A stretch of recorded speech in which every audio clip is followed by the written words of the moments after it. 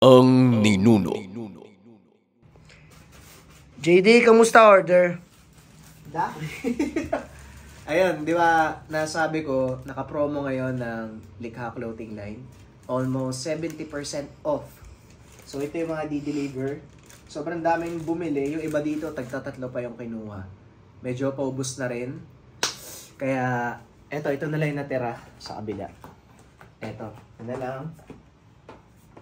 Yan, ito na lang. So, tatagal yung promo natin hanggang matapos yung taon. Then by next year, panibagong set tayo ng designs. Sa mga gustong humabol ng 70% off, nariyan yung link ng Shopee sa comment section. Paunahan na lang kasi for sure, di pa kami nakakapag-check uli. May mga bagong orders. Di ko alam, baka mamaya ubos na to. Pero pag meron pa natira, orderin nyo na. Maraming salamat. Ano ang kaya mong gawin para sa taong mahal mo? Ang kwentong ito ay hango sa totoong buhay. Mula ito sa isa nating kabayan na itago na lang natin sa pangalang Leo. Taong 1980, probinsya ng Isabela. Buwan ng Abril, panahon ng tag-init sa probinsya. Kakarating lang ni Leo para pansamantalang manirahan sa baryo ng tiyahing si Tia Soledad. Nagkaroon siya ng kaalitan sa dating lugar. Nauwi ito sa malaking gulo at pagbabanta sa buhay. Para makaiwas sa posibleng karahasan, ipinadala muna siya ng mga magulang sa probinsya ng Isabela. Ipinakiusap siya kay Tia Soledad na doon muna manatili hanggang sa maging maayos ang sitwasyon at mahuli ang nakaaway na salarin sa maraming kaso ng pagpatay. Mahilig din magbasag ulo si Leo at idinadaan sa kamay ang batas, lalo na kapag nakikita niya ang pang-aabuso ng ibang tao. Ganito ang nangyari nang bugbugin niya ang nakaaway sa pagtatanggol sa kawawang matanda na kinikikilan nito. Ay nako, sariwang hangin, bagong tanawin. Mukhang mahihirapan akong libangin ang sarili ko dito ah. Siguradong konti lang yung tao. Wika ni Leo habang pababa sa pampasaherong sasakyan. Leo, ikaw na ba yan? Ako ito, ang Tio Arnulfo mo. Mabuti naman at nakilala kita kaagad. Kamukhang kamukha mong tatay mo ha. Maligayang pagdating sa aming probinsya. Wika ng lalaking sumalubong sa kanya. Mano po, Tio? Marami nga pong nagsasabi na magkapareho kami ni tatay. Magandang lalaki. Alam mo na po, nasa lahi natin yan eh. Pero Tio, may pagkain po ba kayo? Kanina pa ako nagugutom eh. Ang sabi ni tatay, huwag akong kakain sa mga kainang madadaanan. Magtiis na lang daw ako hanggang sa makarating sa bahay nyo. Reklamo ng binata habang hinihimas ang tiyan. Tama naman ang tatay mo sa bilin niya. Hindi naman sa paglalahat pero minsan, may mga pampasaherong bumababa sa mga kainan na hindi na nakikita sa destinasyon nila. Marami kasing mga kawatan na nagpapanggap na pasahero nang bibiktima ng mga inosenteng biyahero. Tama ang bilin ng tatay mo. Pero huwag kang mag-alala. Naghahanda na ng makakain si Tia Soledad mo. Ang mabuti pa, halika na. Medyo malayong lakaran pa to ha. Ay sana, handa yung mga binti mo. Wika ni Tio Arnulfo. Akala ng binata biro lang ito. Pero totoong malayo ang lalakarin nila bago marating ang tahanan ng tiyahin. Walang sasakyan na kayang pumunta doon. Paglalakad lang talaga ang pwedeng gawin bago makarating sa itaas ng bundok. Tio, gaano pa po ba kalayo? Magdadalawang oras na tayong naglalakad ah. Nasa Pilipinas pa ba tayo? Biro ng binata. Para kahit papano mapawi man lang ang nararamdamang pagod at gutom. Huwag kang mag-alala, masasanay ka din. Oo, malapit na tayo. Konting ahon na lang. Tugon ni Tio Arnulfo. Bago matapos ang paahon, 1 oras pa silang naglakad pababa ng kabundukan hanggang sa marating ang payak na baryo. Simple lang ang mga kabahayan pero magkakalayo. Sa lawak ng lupa, hindi nila kailangang magsiksikan. Ang bahay nila Tio Arnulfo at Tia Soledad ang nag-iisang solidong bahay na naroon. Gusto sanang magtanong ni Leo kung bakit sa dami ng napiling lugar, doon pa sa napakalayong baryo. Pero naisip niya na baka masamain lang ng tiyuhin ang sasabihin dahil lumaki na ito doon sa lugar. Soledad, nandito na ang pamangkin mo. Nakahanda na bang makakain? Mukhang gutom na ito sa mahabang lakad eh. Leo, doon ka sa kaliwang kwarto sa dulo nang hindi ka maabala sa gabi. Madalas maingay itong tiya mo dahil sa pananakit ng tiyan. Wika ni Tio Arnulfo. Doon lang nalaman ni Leo na 6 na buwan ng buntis si Tia Soledad. Ang haba ng biyahe mo na, ay huwag kang mag-alala. Hindi mo naman kailangan na araw-araw na pumunta sa bayan. May tindahan naman dito. Halos lahat ng kakailanganin natin nasa taniman na ng Tio Arnulfo mo. Ang mabuti pa, dalhin mo na yung mga gamit mo sa kwarto nang makakain na tayo. Wika ni Tia Soledad. Ito pa lang ang 3 beses na makita ang tiyahin dahil bihira lang siyang umuwi ng probinsya. Sige po, Tio. Pasok muna ako sa kwarto Bibilisan ko lang, gutom na talaga ako eh. Naihilo na nga ako, nanlalamig pa kanina. Tugon ni Leo. Nang matapos maayos ni Leo ang kwarto, lumabas na kagad ito dahil sa sarap ng amoy ng niluluto ng tiyahin. Kaso nga lang, sinabawan ito ng napakaraming luya. Medyo mahina si Leo sa maanghang. Pero dahil sa sarap ng pagkakaluto ng manok, hindi niya naalintana ang pagkain. Ito ba ang unang beses mong makakita ng putahe na tadtad ng luya? Ay nako Eho, masanay ka na. Simula nang nabuntis yang si Soledad, ganyan na ang niluluto. Sa dalas nga pakiramdam ko, pwede na akong maging mga awit sa ganda ng boses ko. Wika ni Tio Arnulfo. Ay nako Leo, wag mo nga pansinin yung tiyo mo. Mainam yan para sa kalusugan mo. At isa pa, medyo hirap ako sa pagtulog. Madalas din ang pagsakit ng tiyan ko kaya mainam ang luya. Alam mo na, pangtaboy sa mga hindi imbitadong bisita ng baryo. Ang mabuti pa mamaya na tayo mag-usap. Ubusin nyo na yan. Tugon ni Tia Soledad. Dahil sa narinig, napaisip si Leo kung sinong bisita ang sinasabi ng tiyahin. Ano namang kinalaman ng luya dito? Tia, sino ba tong mga bumibisita na ayaw nyong nandito sa bahay nyo? Kamag-anak po ba o kapitbahay? Tanong ni Leo. Mga aswang Leo. Yon ang ibig sabihin ni Tia Soledad mo. Nitong mga nakaraang gabi, napapadalas ang pagbisita ng tik-tik dito sa bahay. Kaya nga hindi ako nagpapagabi sa labas. Baka masilisihan ako ng aswang. Tugon ni Tio Arnulfo.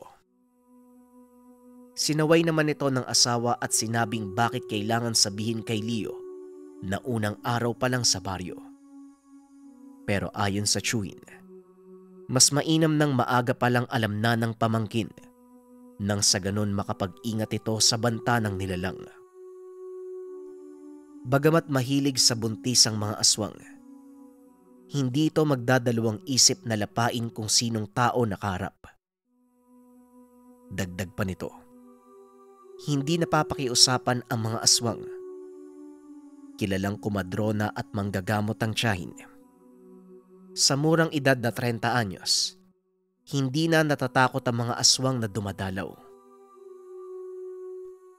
Mas mabango ang mga sanggol na dinadala ng mga manggagamot at mga albularyo. Mas mataas ang antas na espiritual na kakayahan nito, kaya gustong-gustong kainin ng mga nilalang. Wika ni Tia Soledad.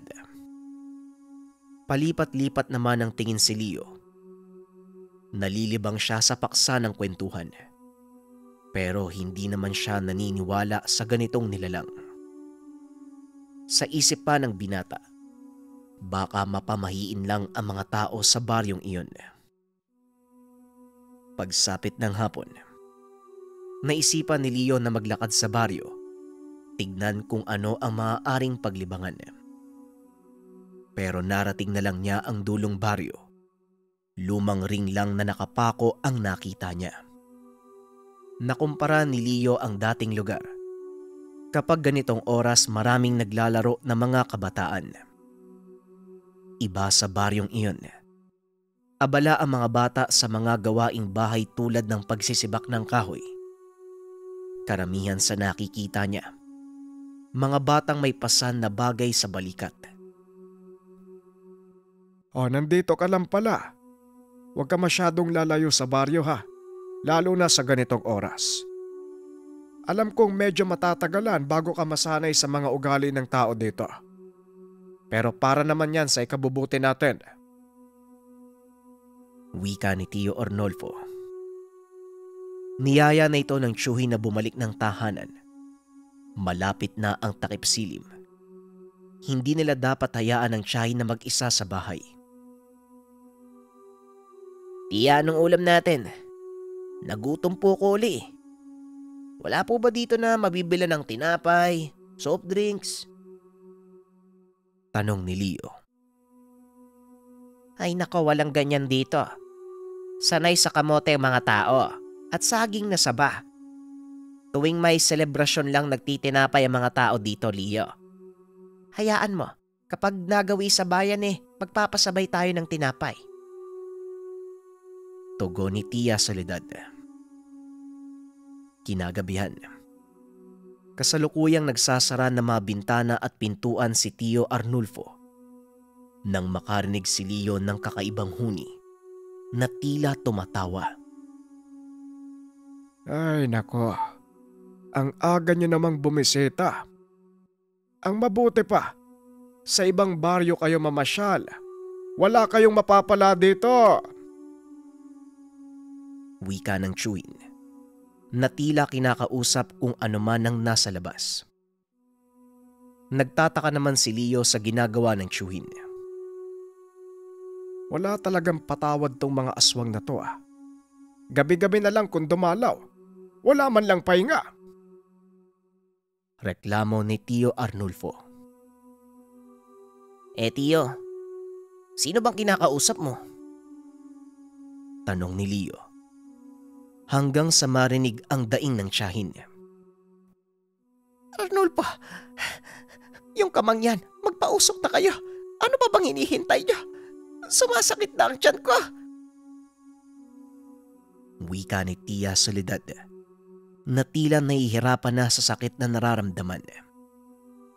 Inilagay ng tiyuhin ang 4 na palayok na may lamang kamangyan sa 4 na sulok ng bahay. Nakita din ni Leo ang mga nakasabit na patalim sa bintana at ang nakabaliktad na walis sa pintuan. Sa isip ng binata, napaka mapamahiin talaga ng tiyahin dahil sa daming nakita na kakaiba sa tahanan. Salaming nakataob, walis na nakabaliktad sa pintuan, uluhan ng katre na nakatapat sa direksyon ng pintuan at marami pang iba. Tio, bakit may mga nakasabit kayong patalim sa mga bintana at pintuan? Ano po bang meron? Tanong ni Leo. Mga pangontra para hindi magawang pumasok na mga nilalang na kagaya ng aswang na nasa labas. Mas pinapalakas nito ang bisa ng walis tingting na nakatayong pabaliktad sa pintuan. Kung mapapansin mo, may kisame na din ang bahay. Hanggat maaari, Gusto kong maprotektahan ang tiyahin mo, pati na rin ang anak ko sa lahat ng paraan na alam namin. Hindi bale na magmukha kaming nasisiraan ng bait sa mata ng ibang tao. Ang mahalaga, ligtas ang mag-ina ko. Wika ni Tio Arnulfo. Napansin naman ni Leo ang kakaibang lungkot sa mukha ng Chewin habang nagpapaliwanag sa kanya. Walang kapaguran ang mga aswang na nasa labas. Maya't maya itong nagpapalipat ng dinadapuan. Minsan nasa may dayap, lilipat sa talisay, maglalakad sa harapan ng bakuran. Naririnig din nila ang mga paa nito na tila hinihila habang naglalakad. Ngunit nasanay na lang din si Tio Arnulfo at Tia Soledad sa mga ito. Matapos masigurado ang lahat, tumabi na si Tio Arnulfo sa asawa. Sinabihan niya na si Leo na matulog sa kwarto. Matulog ka na, Leo. Walang gagawin niyang mga aswag. Mamaya aalis na yan. Sinusubukan lang nila ang mga proteksyon at pananggalang na meron ng tahanan. Nagbabaka sakali kung makakalusot. Wika ni Tio Arnulfo habang nakaiga. Kinaumagahan. Maagang pumunta sa taniman ng Tio, habang si Leo naman ang naiwan kasama ang tiyahin. Kinuha na ni Leo ang pagkakataon para matanong ang tiyahin tungkol sa mga bagay na bumabagabag sa kanya. Tia, huwag niyo po sanang mamasamain pero napansin ko po. Tuwing may kwento si Tio tungkol sa mga aswang at mga pamahiin, bigla siyang may naaalala. Hindi ko mapinta yung lungkot sa mukha niya. Marami na po akong nakasalamuhang tao. Alam ko po sa mukha pa lang ni Tio, meron po siyang malalim na pinagdaanan. Ano po kaya yun, Tia? Tanong ni Leo.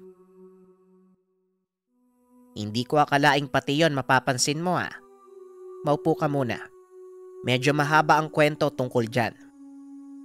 Alam mo, Leo, hindi ako ang unang asawa ni Tio Arnulfo mo. 5 taon bago kami magkakilala, may asawa't anak na yan. Doon pa sila nakatira sa Karatig Baryo. Ayon sa kwento ng tiyuhin mo, isang gabi daw habang pauwi siya mula sa inuman, nakarinig siya ng mga paniki, lumilipad daw sa paligid. Akala niya paniki lang, kaya hindi niya pinansin . Nagpatuloy, naglakad pa din. Hindi niya akalain, sinusundan na pala siya ng aswang mula dun sa inumang pinuntahan niya. Naamoy ng mga aswang na buntis ang asawa. Pagka-uwi ng bahay, nakatulog dahil sa kalasingan. Ang kasama niya doon yung asawa niyang buntis. Isa niyang anak na lalaki na nasa 5 taon. Kapatid niyang babae na umaalalay sa asawa niya. Dahil sa alak, wala sa sarili. Wala ding pakialam sa paligid. Napasok ng aswang yung bahay nila. Walang habas na pinatay yung kapatid niyang humarang sa buntis. Pati na din yung batang anak nila. Yung panghuli, yung asawa niya. Siya lang ang nakaligtas dahil humarang sa pinto ng kwarto nila yung asawa niyang buntis . Hindi na nag-abala yung aswang na tignan pa yung loob. Pagkagising ni Tio Arnulfo mo, wakwak yung tiyan ng asawa. Wala na rin yung 5 taong anak. Yung kapatid niya, puro kalmot, may kagat sa leeg. Halos mabaliw siya ng mga oras na yon. Kung hindi pa kinuha ng kamag-anak, hindi ko naman siya makikilala. Kaya kung mapapansin mo, lahat ng pamahiin at pangontrang natanong niya sa iba't ibang tao, ginagawa niya dito sa bahay para makasiguradong hindi makakapasok yung aswang. Akala ko naman na hanggang sa ngayon naaalala pa niya ang pamilya niya. Sino ba namang hindi? Sa isang iglap, 4 sa mga mahal niya sa buhay ang namatay. Hindi din namin nakilala ng tiyuhin mo kung sino ba yung aswang na may gawa nun sa pamilya niya. Madami sila sa inuman Pero sigurado siya, isa sa mga naroon ng salarin. Kaya ikaw, sumunod ka na lang sa tiyuhin mo kapag meron siyang sinasabi sa'yo. Gusto lang niyang ligtas tayo at hindi na maulit pa yung mga nangyari. Kahit nga nung hindi pa ako buntis, nagkukumadrona pa ako sa mga karatig baryo. Palagi akong sinasama ni Arnulfo.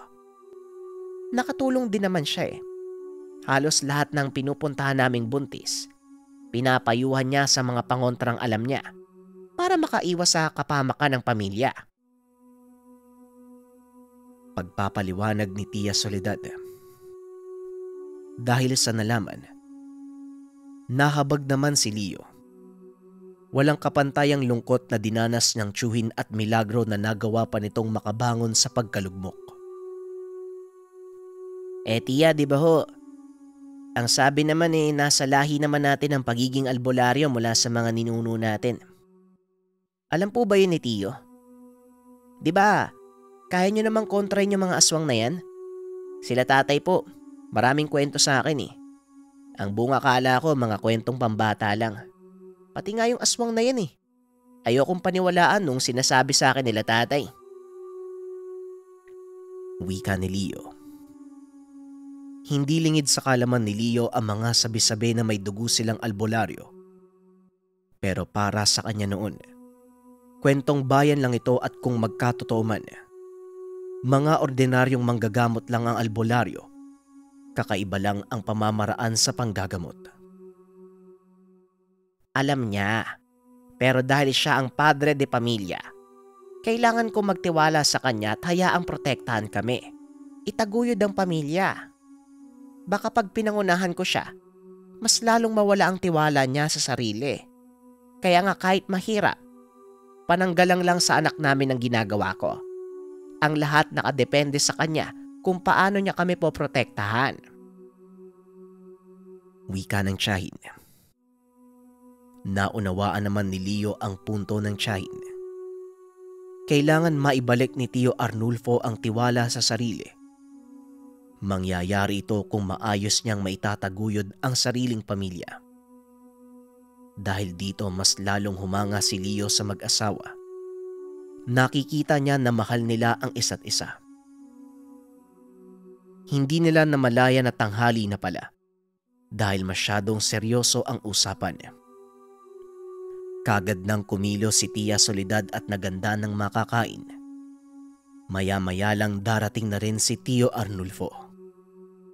Nagmamadaling pumasok sa tahanan si Aling Simang na ikinagulat naman ni Leo. Soledad, magmadali ka. Magsara kayo ng pinto at bintana. Huwag na huwag niyo bubuksan ang kakatok. Mukhang kayo ang pakay nila. Wika ni Aling Simang na balisa ang muka. Bakit po? Ano ho bang nangyayari? Ayos lang po ba kayo? Tanong ni Tia Soledad. May nakakita kay Macario sa bukana ng barya. Nag-iikot sa mga kabahayan. Nag-utos na ako sa anak ko na sunduin si Arnulfo sa taniman. Pero sa ngayon, sasamahan ko na muna kayo hanggang makarating ang asawa mo. Mahirap na. Mukhang naghahanap na naman siya ng buntis na mabibiktima. Wika ni Aling Simang. Si Aling Simang ay dati ding manggagamot at kumadrona.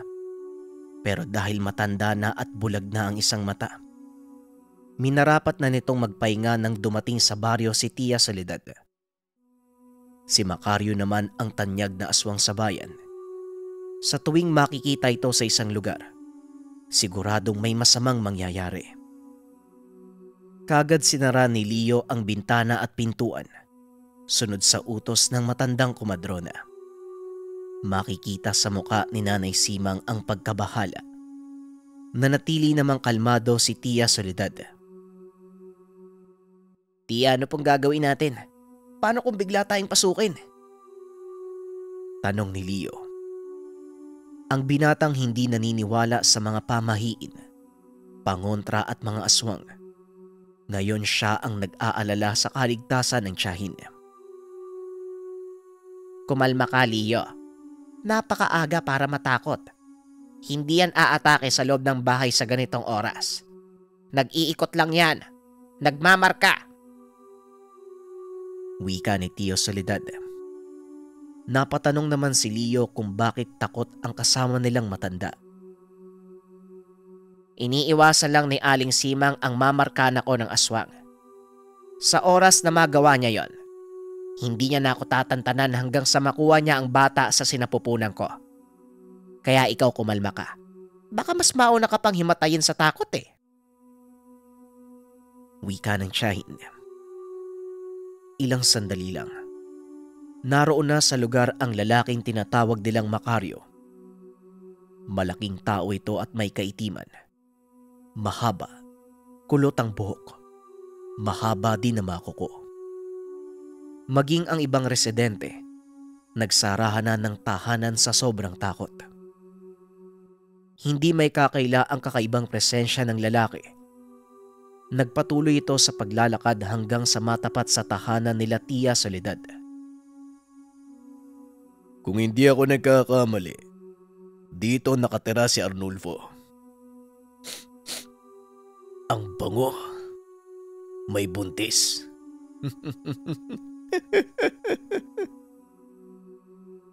Wika ni Macario. Papasok sana ito ng tahanan, pero biglang dumating si Arnulfo. Wala ka mapapala sa bahay ko, Macario. Ang mabuti pa, umalis ka dito bago pa magdilim ang paningin ko sa'yo. Wika ni Arnulfo. Galit ang mukha nito. Nakaamba ang hawak na kalis. Kagad niya itong iginuwit sa lupa at may binitawang orasyon sa patalim. Huwag ka masyadong agresibo, Arnulfo. Namamasyal lang ako eh. Hindi mo na kailangang ilabas yung laruan mo. Bueno, magandang araw sa'yo. Siguradong magkikita tayo uli. Wika ni Macario. Matapos magsalita, naglakad na ito papalayo sa lugar at pumasok sa masukal na kakauyan. Habang si Arnulfo naman, nanginginig sa galit na ibinalik sa lagayan ng kalis. Sa oras na bumalik ka pa dito, ulo mo ang gugulong sa lupa. Wika ni Tio Arnulfo. Nang kumalma ang sarili, naglakad na ito papasok ng tahanan. Ako to. Pwede nyo nang buksan ang pintuan. Kagad namang binuksan ni Leo ang pinto. Kumusta ang pakikipag-usap mo kay Macario? Sa tingin mo ba, kaya mo siyang labanan? Tanong ni Tia Soledad. Kung siya lang naman, sigurado akong kakayanin ko. Medyo madugo pero makakaisip ako ng paraan para magawi ang aswang na yon. Ayos lang ba kayo dito, Aling Simang? Maraming salamat po sa agarang pagtawag sa akin .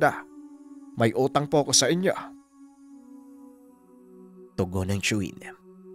Inabutan nito ng maiinom ni Soledad. Ay nako, wala yon, Arnulfo. Sino ba naman ang magtutulungan, di ba? At saka, hindi ko hahayaan na mapahamak ang nag-iisang kumadron na dito. O siya, mauna na ako't naiwan ko ang sinasaing ko sa bahay. Huwag niyo masyadong pagkapihin ang pamangkin niyo, ha? Ay baka kung anong mangyari. Nerbiyoso. Wika ng matanda. Tumawa pa ito nang tumingin kay Leo. Buong sandaling tinignan ng binata ang panginginig at pamumutla ng tiwin. Matapang yan, Aling Simang. Baka nasobrahan lang sa pagkasabik sa aksyon kaya nagkaganyan. Hayaan nyo, tuturuan ko ng kaunting kalaban. Tugon ni Tio Arnulfo. Nang makalabas sa bahay ang matanda, saka lamang naalala ni Tia Soledad ang niluluto. Hey nako, mukhang pritong adobong ulam natin ngayon . Wika ni Tio Arnulfo. Masayang kumain ng tatlo, habang si Leo naman hindi pa rin maalis sa isipan ang mukha ni Macario nang masilip niya ito sa labas ng tahanan. Naalala niya yung huling nakalaban. Parehong matipuno ang katawan. Kita sa muka na handang pumatay ng tao nang walang pagdadalawang isip. Wag mo na masyadong isipin yon, Leo. Si Tio Arnulfo mo ang bahala sa atin. Wala kang dapat ipangamba. Sapat ang mga kaalaman niya at kakayahan para kay Macario. Wika ni Tia Soledad. Malaki ang tiwala sa kanya ng asawa. Kung gusto mo, Leo, pwede kitang turuan ng ilang paraan sa pakikipaglaban sa mga aswang. Kailangan lang na mas mautak at madiskarte ka sa kanila. Sa oras na nasaan yung aswang na sila, natatabo na ng pagkauhaw sa dugo ang pag-iisip at diskarte. Mas nilulukob sila ng karahasan at pagnanais na mapatay kagad ang kalaban. Doon tayo lumalamang, kaya kailangan mong panatiliing kalmado ang isipan mo. Sa kwento ni Bayaw, wala ka daw inuurungan. Sanggano ka daw sa lugar nyo Siguradong makakaya mong labanan ng mga aswang na yan. Huwag ka lang pangungunahan ng takot. Wika ni Tio Arnulfo. Lumipas ang maghapon na wala namang kakaibang nangyari sa baryo. Pero pagkagat ng dilim, doon nag-umpisang maging kakaiba ang paligid. Dagdag pa ang gabi-gabing makapal na hamog sa lugar. Dahil sa bundok nakatira, panay kakauyan ang nakapaligid sa kanila. Madalas na nagkakaroon ng hamog dahil sa pagbaba ng temperatura sa lugar. Nang gabing iyon, inaasahan na ng mga taga roon ang posibilidad na babalik si Macario. Nagsindi na ng sulo ang mga residente sa lugar. Leo, lalamig yang sa labat mo, inumin mo na nang makatulog ka. Talo mo pa yung mga anak. Wika ni Tia Soledad. Hindi niya maiwasang biruin ang pamangkin dahil hindi ito kumakalma. Lingid sa kalma ng tiyahin, sinusumpong lang talaga ng pagiging marahas si Leo dahil sa labis ng panggigigil kay Macario. Ugali ito ng binata na labis na kinakatakutan ng mga nakakakilala sa kanya. Sa oras na magkaroon ito ng punteryang tao, mas masahol pa siya sa aswang. Mahirap pigilan. Ito ang bersyon ni Leo na nais niyang mawala sa kanya. Sa lahat ng karahasan, wala namang kahihinatnan na maganda ang ganitong pag-uugali. Subalit sa pagkakataong ito, iba na ang usapan dahil aswang na ang makakalaban niya ng mga sandaling iyon. Leo, kailangan nating maganda. Mukhang tinotoo ni Macario ang banta niya na babalikan tayo. Wika ni Tio Arnulfo. Namataan nito ang nilalang na nagpapalipat-lipat sa damuhan sa likod ng tahanan. Inihanda na ng tiyuhi ng sandata ang kalis na nagawa niyang matanggap mula sa lolo ni Leo. Habang ang binata naman kumuha ng 2 itak at hinawakan sa magkabilang kamay. Si Tia Soledad, naroon lang sa sala at nakaupo, umiinom ng salabat at pinagmamasdan ang magtiyuhin. Sarado na ba ang lahat ng bintana at pintuan? Soledad, siguraduhin mong dito ka lang sa sala. Susubukin kong labasin si Macario. Hindi niya pinakinggan ang babala ko sa kanya. Huli na para pagsisiyan pa niyang pagpunta sa baryo natin. Wika ni Tio Arnulfo. Huwag mo masyadong pagurin ang sarili mo. Sigurado na mas mautak yan kumpara sa ibang aswang. Tugon ni Tia Soledad. Huwag ka mag-alala, Tio. Nasa likod mo ko. Sa oras na makakita ako ng pagkakataon, sisiguraduhin kong gugulong ang ulo ng aswang na yan. Wika ni Leo. Labis ang tiwala ng magtiyuhin na magagawa nilang matapos ang pag-asik ng lagim ni Macario ng gabing iyon. May napakalaking anino na tumakip sa sinag ng buwan. Sa harap mismo ng tahanan Lantarang lumapag ang aswang. Kaagad itong sinugod ni Tio Arnulfo, pero maliksi ang aswang. Nakaiwas sa atake niya. Hindi lamang iyon ang kayang gawin ni Tio Arnulfo. Maliksi ito na tila handa sa ganitong pagkakataon. Tumama sa braso ng aswang ang kalis na labis ininda ng nilalang. Kaagad itong napalipad sa pag-iwas sa susunod na atake. Kasalukuyan namang nakamasid si Leo mula sa pintuan ng tahanan. Nagsisilbi itong bantay para sa tiyahin. Suporta naman sa tiyuhin kung may pagkakataon. Patuloy sa pag-inom ng salabat si Tia Soledad. Nakikiramdam sa mga nagaganap sa labas. Ilang minuto pang lumipas. Pareho ng pagod ang aswang.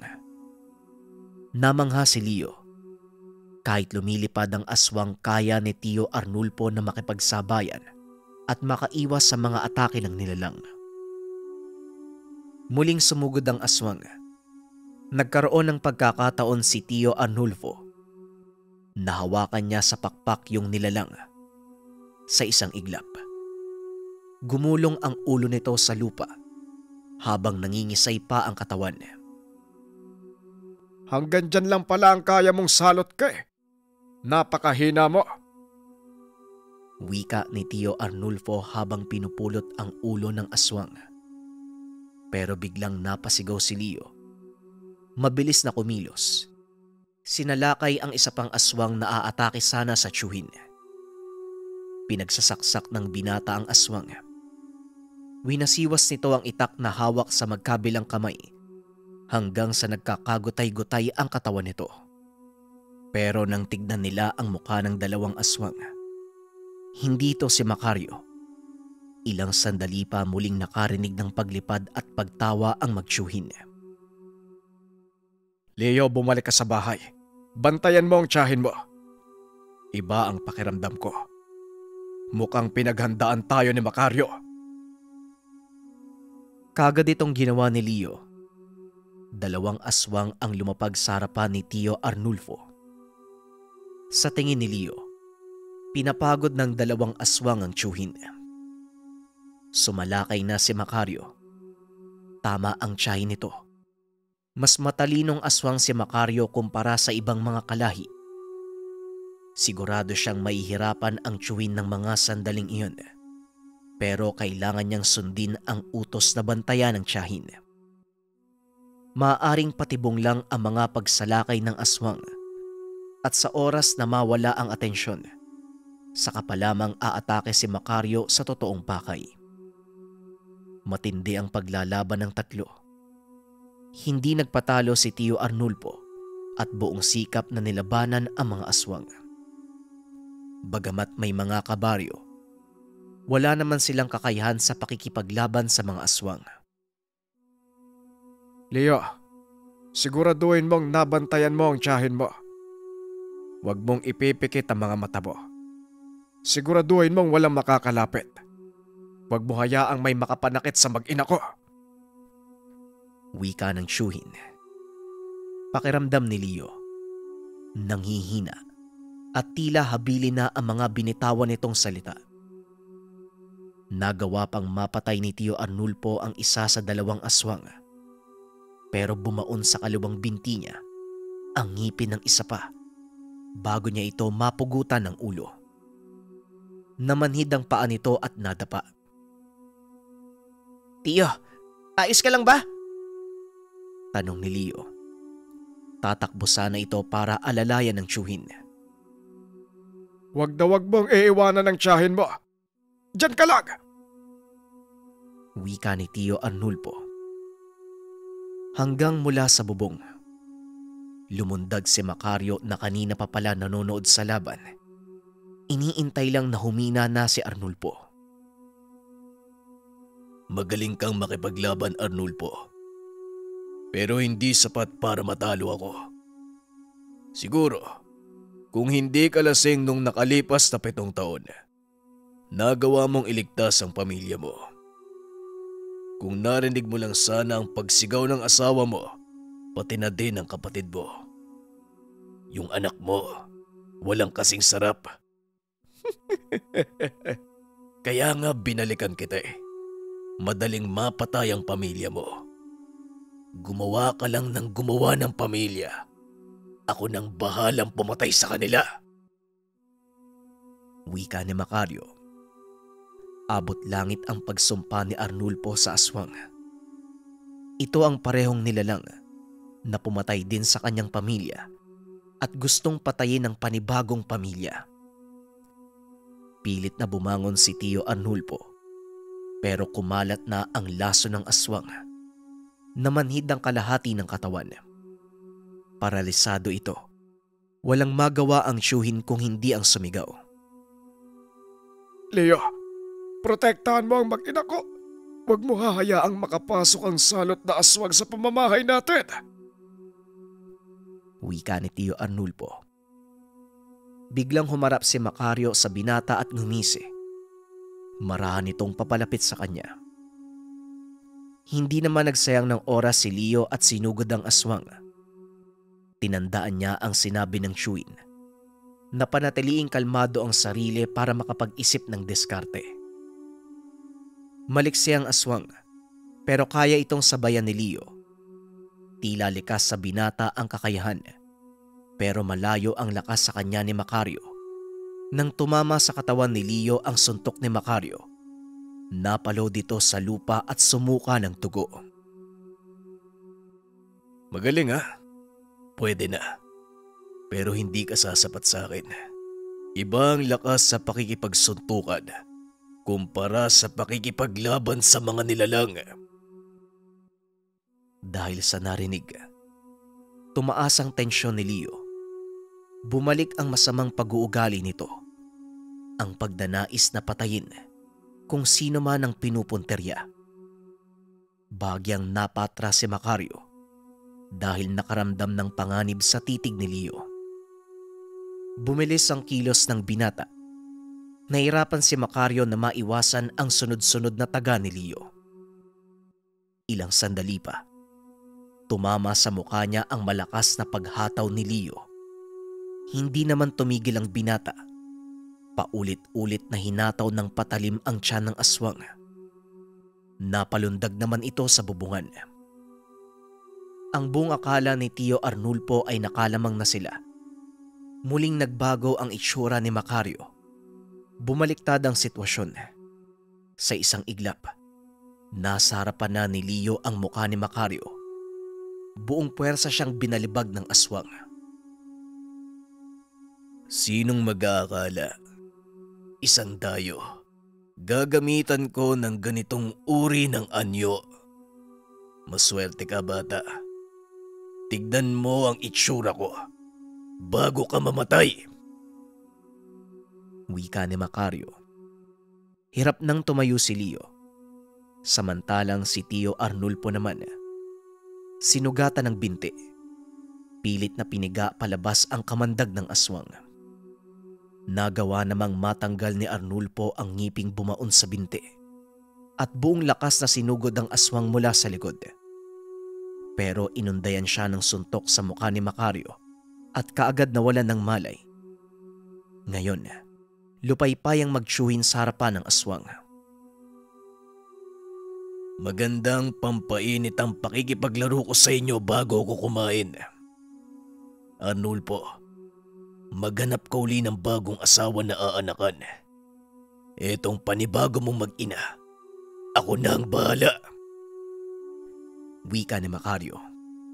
Paulit-ulit namang sumigaw si Leo para hindi puntahan ng tiyahin. Napansin naman siya ni Macario.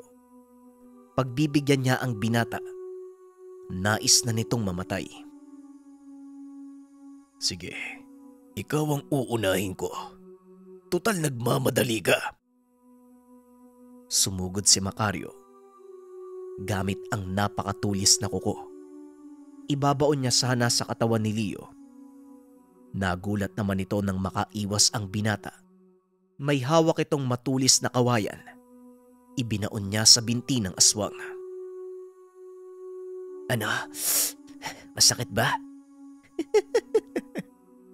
Puro kasalita. Akala ko pa naman matalino ka. Oo, mukha akong mahina. Pero pag gusto kong pumatay, lahat gagawin ko para makapatay. Wika ni Leo. Iba na ang itsura ng binata. Parang nababaliw na. Bagamat ininda ng aswang ang malalim na sugat sa binti, hinawakan niya si Leo. Nagkaroon naman ng pagkakataon ng binata na makuha ang kalis ng chewin. Sobrang gaan ito sa pakiramdam na tila wala siyang hawak na patalim. Bagamat nagawang sanggain ni Leo ang atake nito, mabilis namang naubos ang lakas ng binata hanggang sa nawala ng balanse at matumba. Ibabaon na sana ni Macario ang kuko sa binata. Bigla na lang itong hindi nakagalaw. Nanginig ang katawan, bumagsak sa lupa. Tama na, Macario. Oras na para tapusin ang paglalaro niya. Pasensyahan na lang tayo. Wala kang pwedeng patayin sa pamilya ko. Wika ni Tia Soledad. Maraan itong lumapit kay Macario. Hindi pa rin makagalaw ang aswang na tila may kung anong nakatali dito. Nagbabanggit ng orasyon si Tia Soledad. Huwag mo nang subukan tanggalin ang orasyon. Hindi ka makakawala. Mamamatay ka na. Wika ni Tia Soledad. Meron siyang dalang matulis na itim na kahoy. Walang pagdadalawang isip niya itong itinarak sa leeg ng aswang. Leo, pagkagising ng tiyuhin mo, hindi niya pwedeng malaman ang ginawa ko. Sabihin mo ikaw ang nakatalo kay Macario. Hindi niya matatanggap na ako ang pumatay sa aswang. Maaasahan ko ba yon? Wika ni Tia Soledad. Opo, Tia. Naiintindihan ko po. Nakakaasa po kayo. Pero Tia, sana hindi niyo na pinatagal. Kaya niyo palang patayin eh. Sana hindi na kami nahirapan. Hindi na kami nasugatan. Pero umaamin po ako, naiintindihan ko. Para din po yun sa kapakanan ni Tio. Maraming salamat po. Inalalayan ng binata ang chewin. Maya-maya pa naglabasan na ang mga kabaryo. Tinulungan ang magtiyahin. Sa pagbuhat kay Tio Arnulfo na wala pa ring malay ng mga oras na yun. Ang ilan naman, itinipon ng mga aswang para masunog, para hindi na pagmulan pa ng takot ng ibang tao. Mabuti naman.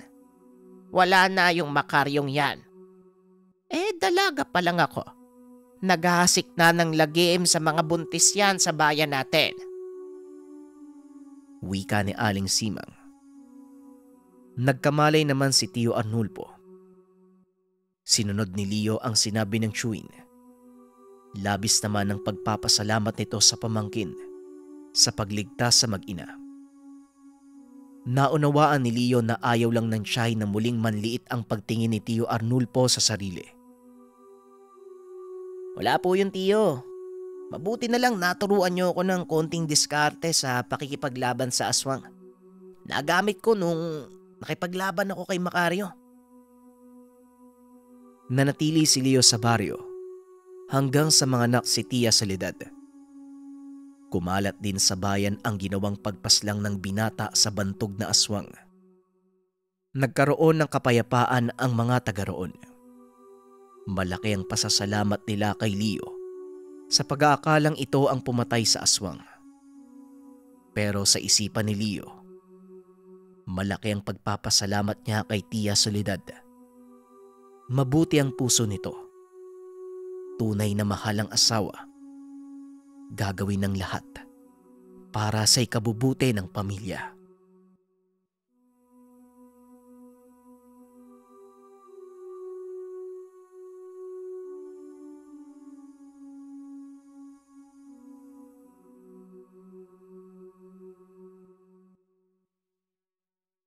Ang Ninuno.